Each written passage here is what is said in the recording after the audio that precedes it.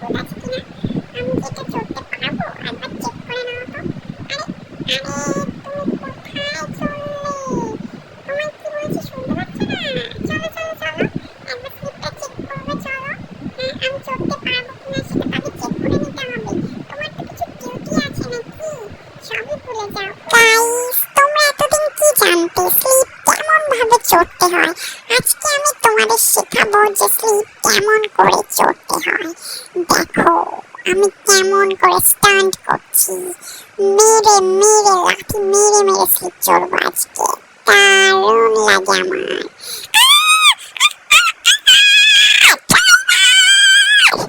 আমাকে স্লিপে নিয়ে চলো। এত বড় আসপর্দা, আমি স্লিপে স্টান্ট করবো। এইভাবে চড়তে হয় গাইস। এরপর থেকে তোমরা যখন স্লিপ চড়তে যাবে আমার মতো করে স্লিপ চড়বে, দেখবে কি মজা লাগে। এইভাবে স্লিপ চড়লে ছোট ছোট বাচ্চা মেয়েরা, বাচ্চা ছেলেটা পারবে না, আমার মতো যারা বড় তারাই পারবে। হয়ে গেছে চড়া, এবার চলো যে একটু দোলনাটা চড়া যাক।